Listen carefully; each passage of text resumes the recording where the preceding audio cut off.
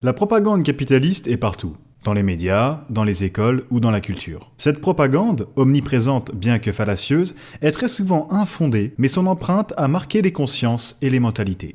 Afin de nous laisser du temps pour produire d'importantes vidéos, nous vous proposons pour cet été une série de 4 épisodes qui ont pour but de démonter quelques-uns de ces mythes produits par les capitalistes pour nuire à l'idéologie communiste, et ce, en quelques minutes. Ce premier épisode va traiter de l'Holodomor, la famine ukrainienne qui a eu lieu de 1932 à 1933, souvent présentée comme étant une famine intentionnelle provoquée par Staline.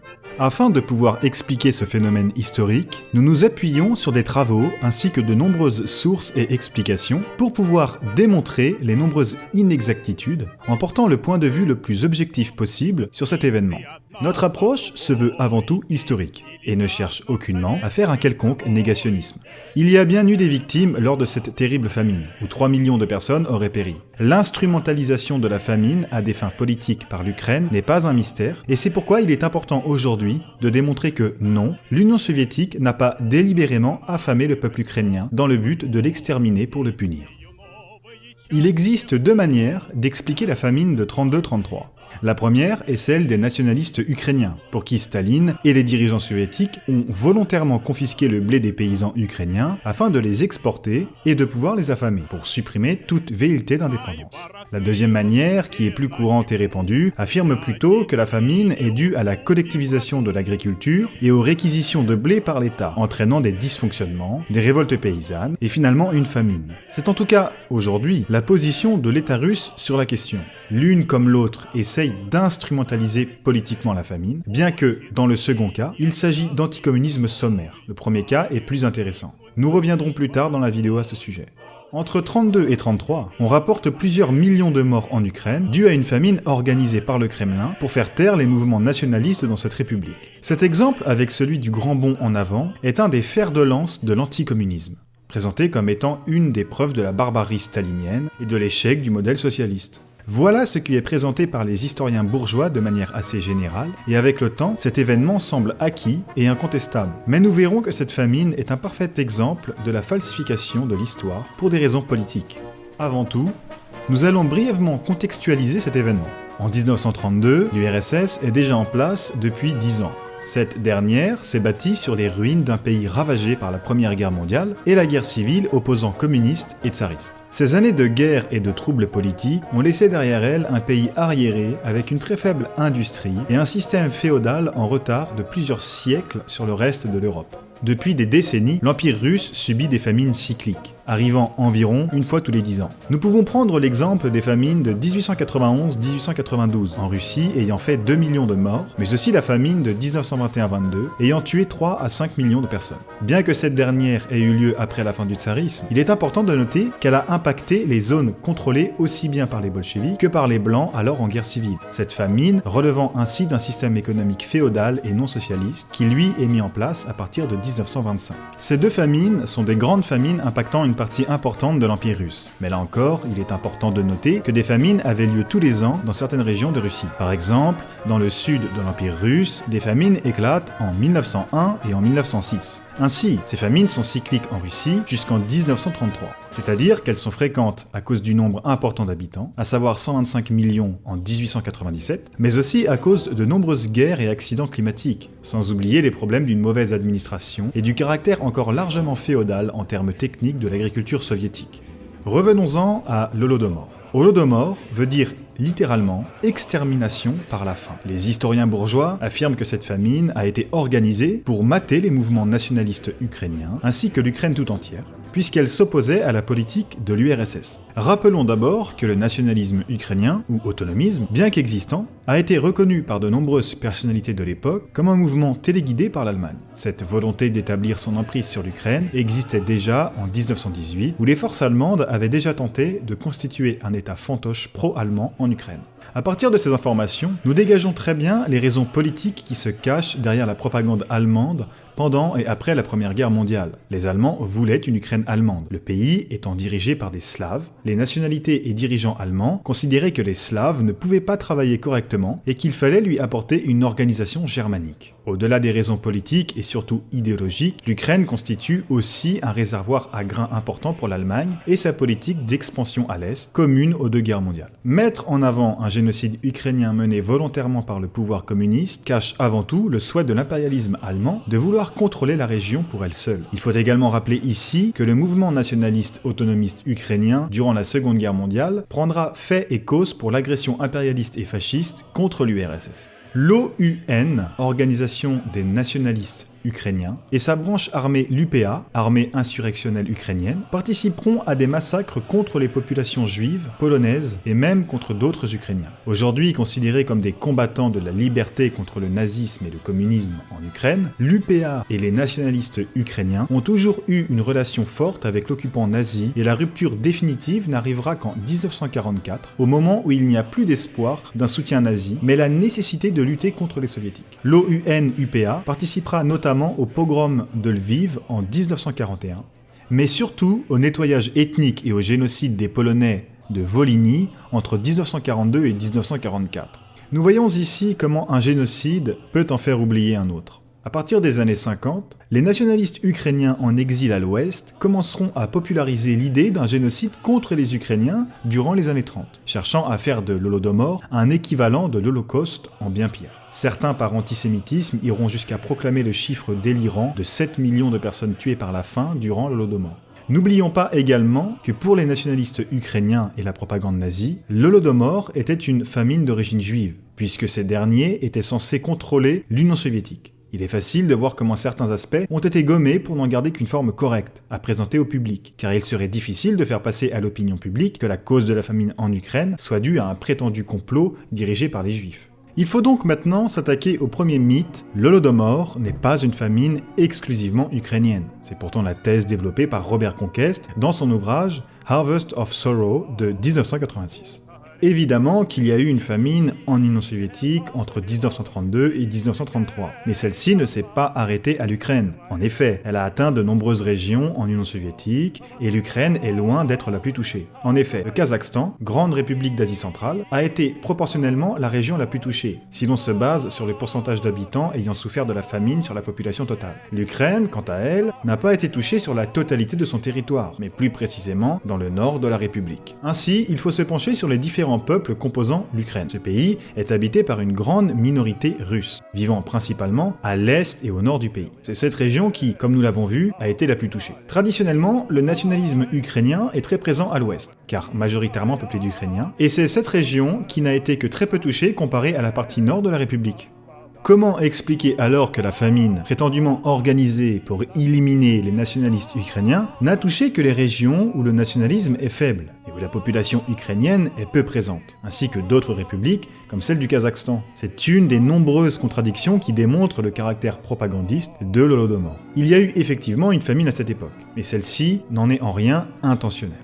Comme nous l'avons dit, la famine n'a pas impacté seulement l'Ukraine, mais aussi le Kazakhstan.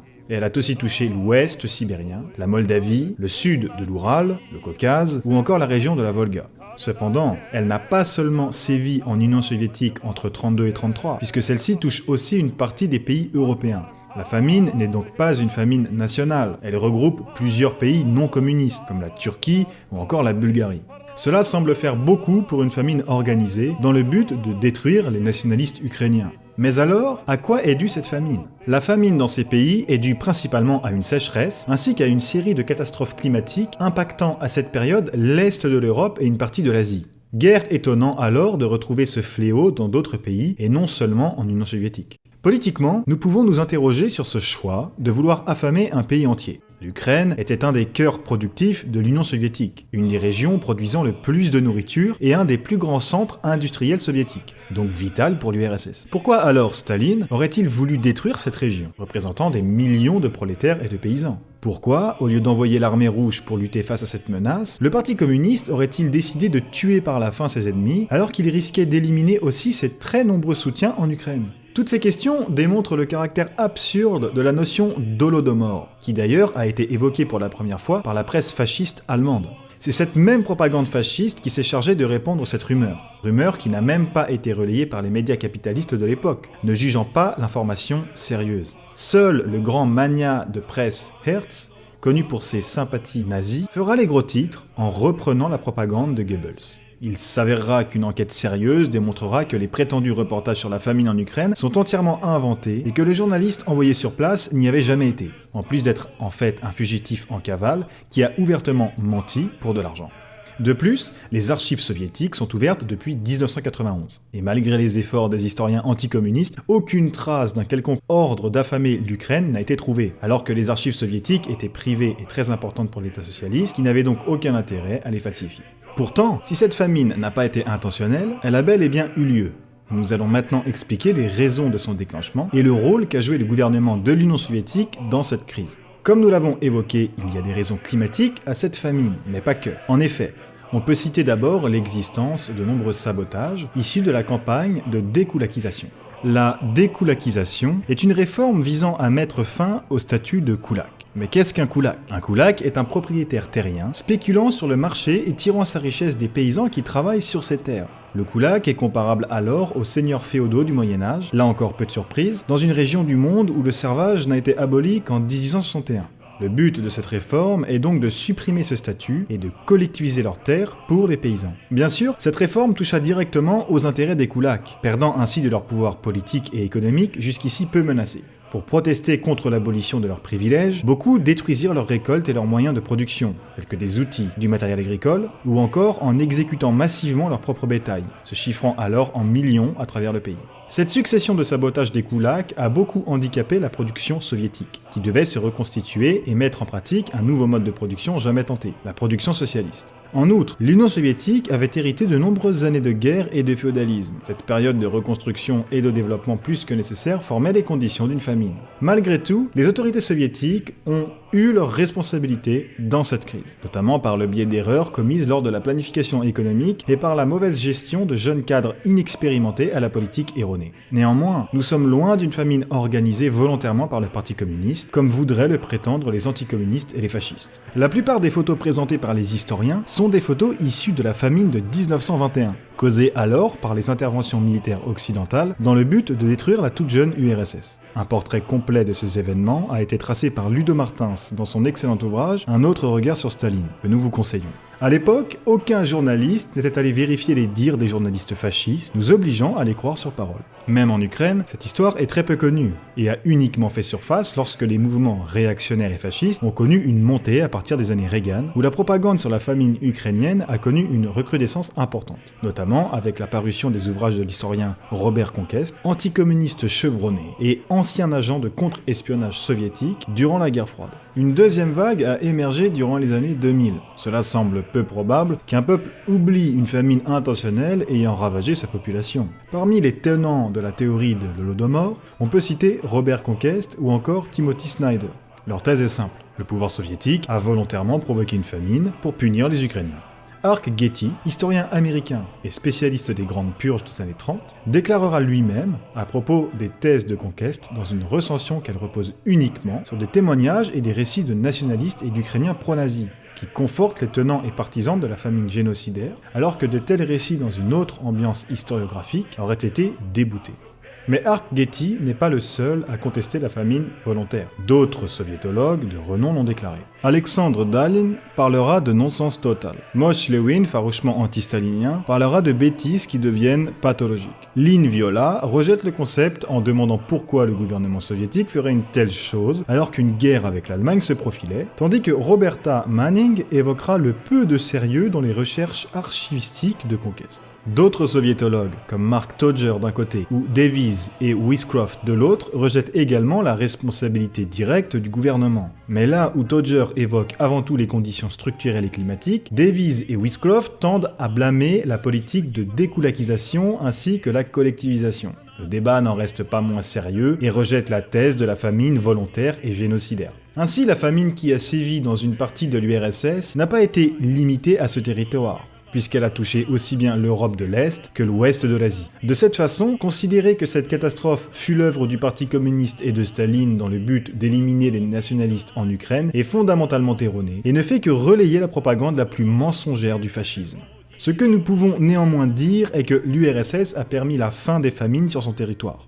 La famine ukrainienne de 1933 fut la dernière grande famine soviétique et la dernière crise frumentaire qui touchait régulièrement l'Est de l'Europe depuis des siècles. Et à l'exception de la famine de 46-47, conséquence inévitable des ravages de la Seconde Guerre mondiale dans la production agricole, ce type de problème agricole ne se reproduisit plus jamais sur le territoire soviétique. Les transformations soviétiques ont permis de nombreux changements concrets en à peine 20 ans, en Ukraine tout comme dans tout le reste de l'URSS. Il est toujours bon de rappeler que l'espérance de vie est passée de 35 à 70 ans en Ukraine, que l'alphabétisation est passée de 40% en 1917 à 98% en 1940, et que le développement de la société soviétique a été le second plus important du XXe siècle. N'oublions pas également que la nation ukrainienne, comme nous la connaissons, s'est épanouie à partir des années 20 et sous le socialisme. Avant l'URSS, ce qui composait l'Ukraine n'était que des gouvernorats militaires où la langue et la culture ukrainienne étaient censurées, voire interdites. C'est l'URSS qui a fait de Taras Shevchenko, symbole du renouveau ukrainien du 19e siècle,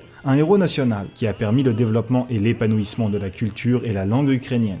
Malgré un revirement de cette politique au milieu des années 30 très contestable, l'épanouissement culturel et politique de l'Ukraine s'est fait sous le socialisme. Malgré cela, nous n'apprenons nullement ces faits à l'école. Ils sont absolument étrangers à notre éducation. La bourgeoisie, privilégiant un enseignement évasif, ne reposant sur aucune source fiable, et ayant pour unique but celui de noircir le bilan soviétique, tente par tous les moyens de falsifier la vérité historique afin de répandre la propagande anticommuniste parmi les masses. Il nous faut également étudier cette période historique sans tomber dans les excès inverses de la propagande bourgeoise. Reconnaître qu'il y a eu des erreurs et des fautes commises par la direction soviétique dans la gestion de cette famine, c'est tout au plus rétablir des vérités qui ne sont peut-être pas bonnes à entendre. Mais les marxistes n'ont jamais prétendu que l'histoire se résumait à une opposition entre bonnes personnes contre personnes machiavéliques. La contingence historique a fait que les décisions prises par le gouvernement soviétique ont pu paraître brutales, sur le vif et parfois condamnables, comme la limitation du déplacement des populations dans les zones où la famine sévissait. Mais elle s'explique en grande partie par la nécessité d'agir rapidement face à une situation catastrophique. À titre de comparaison, l'on peut par exemple comparer l'attitude du gouvernement britannique lors de la grande famine en Irlande ou de la famine au Bengale au début des années 40. La politique coloniale de Churchill en Inde a directement causé les famines indiennes qui ont tué des dizaines de millions de personnes. Sa décision d'exporter de la nourriture hors des zones sinistrées pendant la famine, tout en s'exclamant « ils ne se reproduiront simplement plus », visait à enrichir l'Angleterre au détriment de dizaines de millions d'Indiens. C'est beaucoup plus proche d'un génocide que de la famine ukrainienne. Le livre de l'historien Mike Davis, Late Victorian Holocaust, démontre que la mort de 30 à 60 millions de personnes tuées dans les famines partout dans le monde au cours de la dernière partie du 19e siècle a été causée par le laisser-faire et l'idéologie économique malthusienne des gouvernements coloniaux. La Grande Dépression des États-Unis dans les années 30, qui s'est produite au même moment, dans laquelle des millions de personnes ont horriblement souffert, ajoutant un nombre incalculable de morts, n'est jamais imputée au capitalisme ou au gouvernement américain. En comparaison, les estimations sérieuses que l'on peut trouver sur les famines ukrainiennes montreraient que 3 millions de personnes sont mortes de faim dans toute l'URSS entre 32 et 33. Nous rappelons avant de conclure que tous les 10 ans, 3 millions de personnes mouraient de famine en Russie, et depuis des siècles, jusqu'à ce que la production soviétique permette de nourrir chaque soviétique à sa faim. Nous vous invitons à lire les sources en description, et à nous poser des questions en commentaire si vous en avez. N'hésitez pas à nous faire des critiques sur ce nouveau format pour nous aider à l'améliorer. Les contributions des commentaires sont aussi importantes, voire plus importantes que la vidéo elle-même. Merci et à bientôt.